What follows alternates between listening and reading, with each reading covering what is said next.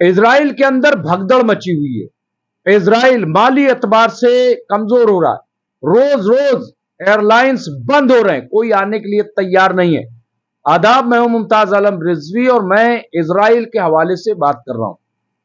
और ये कि आखिर हम सिर्फ गजा की बात करते हैं। यकीनन गजा तबाह हुआ है, बर्बाद हुआ है, लोग मारे गए, लेकिन क्या इजराइल मुकम्मल तौर पर सेफ है? नहीं है। इजराइल के भी हालात खस्ता हैं। इजराइल भी टूट रहा है। वहां भगदड़ मची हुई है, लोग इजराइल छोड़ करके भाग रहे हैं। एयरलाइंस बंद हो रहे हैं, होटल्स बंद हो रहे हैं, कारोबार ठप है और 90% इकोनॉमी जो है वो चरमरा गई है, डूब गई है। तो इस पर भी हमने बात की हमारे जो एक्सपर्ट हैं, ग्रुप कैप्टन उत्तम कुमार देवनाथ जी से, जो वॉर एक्सपर्ट, मिलिट्री एक्सपर्ट, जियो पॉलिटिक्स एक्सपर्ट।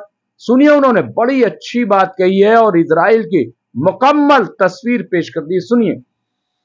तो ये राशिद रिजवी साहब ने कहा कि ये चीजें जो हैं ये चलती रहेंगी और उन्होंने कुछ नई अपडेट्स दी हैं और बहुत अच्छा तजिया पेश किया। हमारे साथ जयदीप सिंह मुद्दला साहब ने एक बड़ी खबर दी है और उसको हम नजरअंदाज नहीं कर सकते। हम लोग मुसलसल इजराइल के बारे में बात करते रहे हैं। गजा के सिलसिले में तो रिपोर्ट आती है कि वो तबाह हो गया, बर्बाद हो गया, मारे गए लोग, ये सही है, लेकिन हम बार बार कहते रहे कि इजराइल के बारे में रिपोर्ट क्यों नहीं दी जा रही? क्या इजराइल कम तबाह हुआ है? इजराइल के अंदर आज की तारीख में भगदड़ मची हुई है।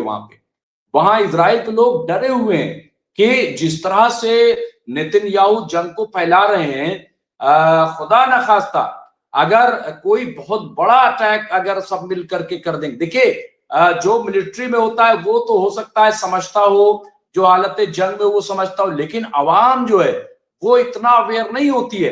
अब यहाँ पे आप देखिए, यहाँ हिब्रू मीडिया, इजराइल में टूरिज्म 90% गिर गया है क्योंकि एयरपोर्ट बंद होते जा रहे हैं, होटल बंद होते जा रहे हैं। ये बहुत बड़ी बात यहाँ पे, और इससे पहले भी कैप्टन साहब हम लोग बात करते रहे इस तरह की, तो ये बहुत इंपॉर्टेंट बात यहाँ पे कही। इसके अलावा यहाँ पे देखिए, जयदीप साहब ने आज इसी को ज्यादा फोकस किया और ये कम इंपॉर्टेंट नहीं है।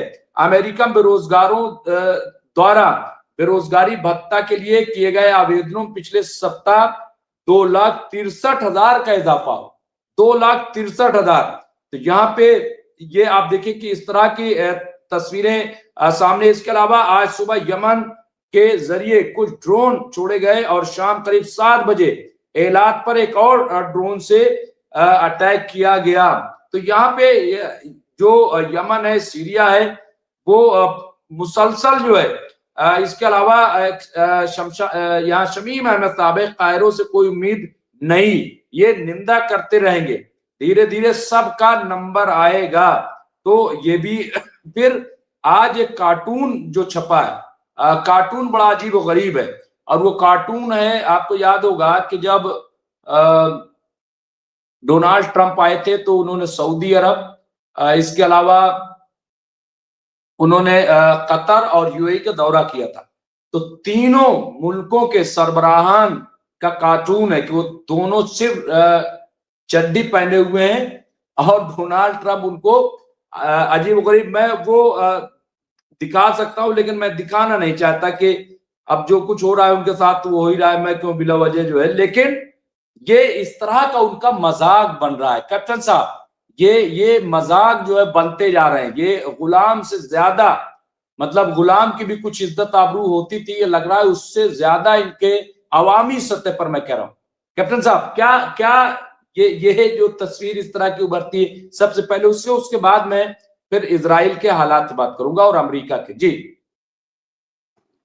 डॉक्टर रिजवी, पश्चिम एशिया में अरब मुल्कों में, पर्शियन गल्फ कंट्रीज में ये एक बहुत बड़ी दिक्कत है। अगर आप वहां देखो तो शुरुआती दौर से ही ट्रू डेमोक्रेसी कहीं पर भी नहीं है। जितने देश हैं वहां पर कहीं पर किंग, कहीं पर प्रिंस, कहीं पर शेख, कहीं पर अमीर, इन्हीं का राज है। अब हो ये रहा है कि ये सब अपना राजपाट चलाने के लिए, यानी जनता को काबू में रखने के लिए अमेरिका पर निर्भर हैं। वहाँ जो रूलिंग एलीट हैं वो आम जनता से काफी कटे रहते हैं और वहाँ जो राजशाही घराने के लोग होते हैं या जो ब्लू ब्लड शब्द है अंग्रेजी में, वो सब अपने बच्चों को पढ़ाई-लिखाई के लिए भेजते हैं अमेरिका, इंग्लैंड। तो जब तक वो 20-22 साल की उम्र में अमेरिका, इंग्लैंड से वापस आते हैं, तो एकदम पश्चिमी तरीकों में ढले होते हैं। आम आवाम जो है, वो उनके विरुद्ध खड़ा होकर रिवॉल्यूशन कर सकता है, क्रांति कर सकता है, इसका उनको हमेशा डर सताता रहता है। और अब तो और भी ज़्यादा डरने लगे हैं क्योंकि अब तो अमेरिका ने दिखा दिया कि दुनिया के जिस देश को अमेरिका चाहे अपने टूल किट का इस्तेमाल करेगा और उस देश में ही चाहे प्रेसिडेंट हो या प्राइम मिनिस्टर हो, डेमोक्रेटिकली इलेक्टेड या अदरवाइज़ वो उसको उल्टा कर देते हैं। तो अब तो ये सारे अरब मुल्क जो हैं, इनके जो हेड होते हैं, मुखिया होते हैं, वो अमेरिका के टूल किट से भी डरने लगे हैं। ये अगर उन्होंने अमेरिका की बात नहीं सुनी तो कल परसों तक उनकी गद्दी पलटती जाएगी। तो अब ज़ाहिर-सी बात है अमेरिका ही इनको ऑक्सीजन देता रहता है। अब इससे ज़्यादा क्या और बोलें मीडिया पर। और इसके साथ साथ हमने जो हमारे एक और एक्सपर्ट है, माहिर कानून, सामाजिक कारकुन, एडवोकेट राशिद रिजवी से हमने बात की, और ये कि तुर्की पर क्या एतमाद किया जाना चाहिए, तुर्की पे क्या भरोसा किया जाना चाहिए, और उन्होंने जो चीजें बताई हैं, जो बातें कही हैं, वो भी काबिल गौर है। सुनिए उन्होंने क्या कहा। ये सही कह रहे हैं और मुझे लग रहा है कि इस तरह की चीजें अमेरिका करता रहा है और यही खौफ है और फिर इनके सारी सिक्योरिटी सब कुछ।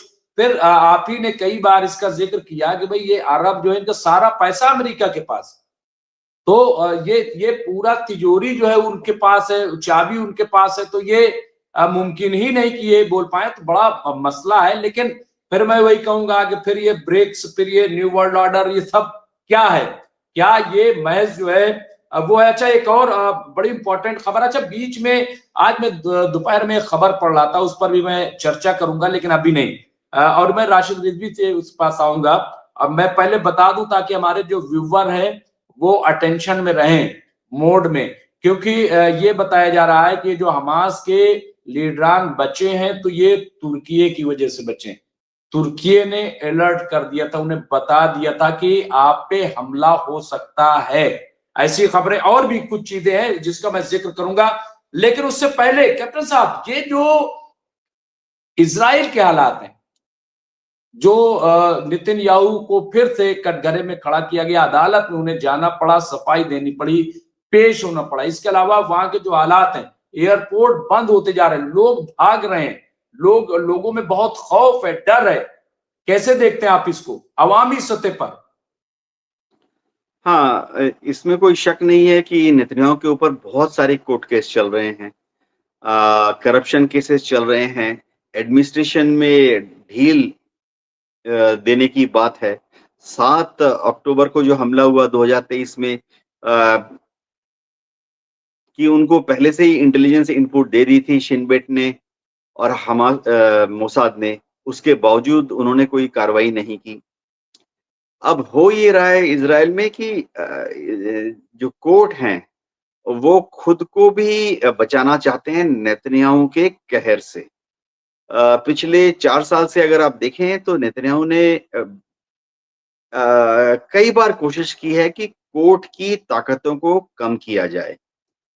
तो इससे भी कोर्ट जो है थोड़ा खफ़ा है नेतन्याहू के साथ। कोर्ट से नेतन्याहू ने बार-बार दरख्वास्त की कि वह लड़ाई के काम में बहुत बिज़ी हैं। जब इसके पहले उनकी पेशी हुई थी मार्च के महीने में, तब भी उन्होंने ये दलील दी थी कि बहुत बिज़ी हैं लड़ाई की वजह से, तो उनके नुमाइंदे को, रिप्रेजेंटेटिव को कोर्ट में गवाह बनाकर स्टेटमेंट देने का मौका दिया जाए। लेकिन तब भी और अब भी कोर्ट ने उनकी इस रिक्वेस्ट को माना नहीं है। इज़राइल की अंदरूनी हालत बहुत खराब है। उनकी इकोनॉमी डामाडोल हो गई है। टूरिज़्म की हम बात कर रहे थे। टूरिज़्म टोटली ठप हो गया है। इज़राइल में जितने 450 से ज़्यादा 5 स्टार, 4 स्टार, 3 स्टार होटल हैं, सब पिछले 2 साल में बंद हो गए हैं। वहाँ जो टैक्सी यूनियन है, उसने आज से 3 महीने पहले 2 दिन के लिए स्ट्राइक की थी क्योंकि तेल अवीव में, जेरूसलम में करीबन 8,000 टैक्सी चालक चलते हैं जो कि टूरिस्ट के लिए चलते थे। तो वो अब घर में बैठे हुए हैं क्योंकि जब कोई टूरिस्ट नहीं है तो टैक्सी कौन चलाएगा? तो इज़राइल की इकोनॉमी को बहुत दिक्कत आ रही है। एक चीज़ जो बाहर के लोगों को पता है, बताना चाहता हूँ कि इज़राइल की जो वॉर इकोनॉमी है वो ऐसे भी ज़रा टेढ़े चाल चलती है। होता क्या है, जब भी वो रिज़र्विस्ट को बुलाते हैं, तो सारे रिज़र्विस्ट जो आते हैं वो सिविलियन आते हैं। कोई डॉक्टर है, कोई इंजीनियर है, कोई लेखक है, कोई डेंटिस्ट है, चार्टर्ड अकाउंटेंट है। तो जब रिज़र्विस्ट को बुलाया जाता है और अभी तो बड़ी तादाद में 2 लाख पहले बुला लिए थे, अब 60,000 को और बुलाया जा रहा है। इनको 2 तरह की तनख्वाह देनी पड़ती है। एक तो रिज़र्विस्ट जब जॉइन करता है तो उसको फ़ौज में एक ओहदा दे दिया जाता है कि आप सार्जेंट हैं, आप वारंट ऑफ़िसर हैं, आप कैप्टन हैं। तो उसको सार्जेंट का या वारंट ऑफ़िसर या कैप्टन की तनख्वाह तो मिलती ही है। इसके अलावा इज़राइल के यहाँ ऐसा प्रावधान है कि वो अपनी सिविल ज़िंदगी में जो कमा रहा था, as a doctor, as a chartered accountant, as a dentist या as a taxi driver, Israel में हर साल उनको इनकम स्टेटमेंट भरना पड़ता है। तो जो उसके इनकम स्टेटमेंट के हिसाब से उसकी सालाना इनकम है, तो महीने में इनकम कितनी है, इतना इनकम इज़राइल की सरकार को देना पड़ता है सारे रिज़र्विस्ट को।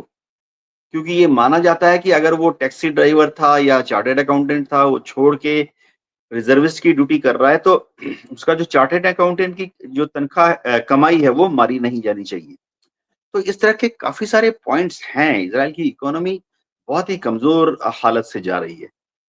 जी बिल्कुल डॉक्टर जी। तो ये थे हमारे 2 खास एक्सपर्ट जिनसे हम बातचीत कर रहे थे, जानने की कोशिश कर रहे थे कि आखिर जो सिचुएशन है उसमें कौन कहां पे खड़ा है। ग्रुप कैप्टन उत्तम कुमार देवनाथ जी थे और माहिर कानून एडवोकेट राशिद रिजवी थे। इस तरह की खबरों के लिए देखते रहिए एमएमसी न्यूज इंडिया। बहुत बहुत शुक्रिया।